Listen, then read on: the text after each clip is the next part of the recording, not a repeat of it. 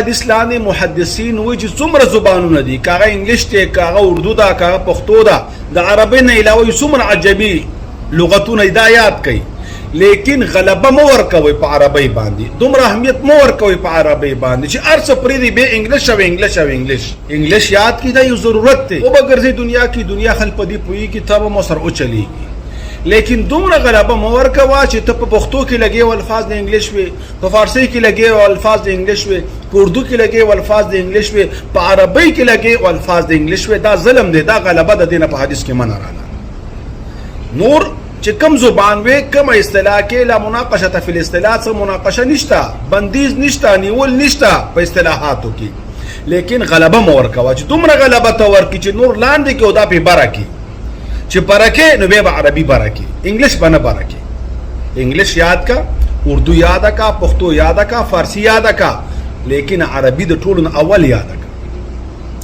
دلته کو زموږ چې کوم مشرانو خاصتا افغانان دا غوي خبر چې اوسم واوري، اگر چې هغوی به سبق نه ویلي، مکتب ته بنی تلی بالکل امیان بوي، لیکن هغوی به په خپلو الفاظو کې عربي الفاظ کاروي.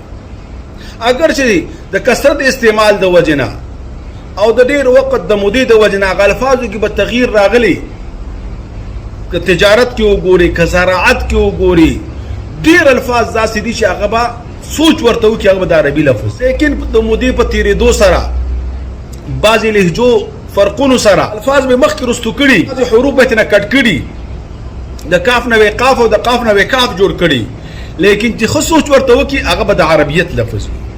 لیکن په دې منطقو کې که چېرته وګورې، پېښور کې که پښتون وي او که اردو زبانه وي، دوی به هر څلورم ټکي، هر پنځم ټکي انګلیش وي، مطلب هر پنځم او څلورم ټکی د عربی وي. نو چې ته هر څلورم پنځم د انګلیش وي، نو تا غلبه ورکړه. پښتو صفا پښتو وایه، اردو صفا اردو وایه، چې انګلیش وي بیا صحیح د انګلیش هم وایه، چې عربي وي بیا صحیح عربي ووایه. عربی کې د انګلیش ټکي مو ور دننه کوه. بهتره خبره دا ده پښتو کې، په اردو کې خبرې کوو، د عربی الفاظ پکې ور دننه کو او خلک پې پوه هم کو. عربیت زما ستا ضرورت دی.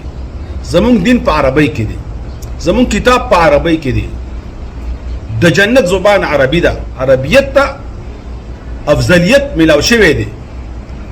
او څه ټایم کې داسې و چې انګریزانو به خپل بچي رالیږل جامعاتو ته چې عربیت پې یاد کړي، ځکه د عربیت نه بغیر کار نه چلېده.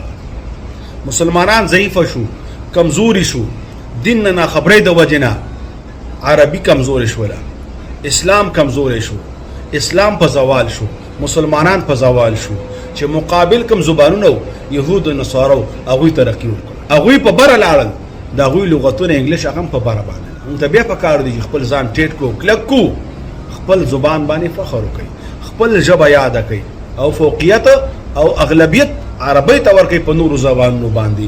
بله ژبه یادول دا بده خبره نه ده، لیکن غلبه مو ورکوه. فخر او تکبر دپاره انګلیش مه زده کوه. یو لغت دی، یو ژبه ده، بالکل یاده کا، ښه خبره ده، لیکن په نورو زبانونو، په خپل مورنۍ ژبه باندې او په خپل اسلامي زبان باندې چې هغه عربیت دی، فوقیت مو ورکوه.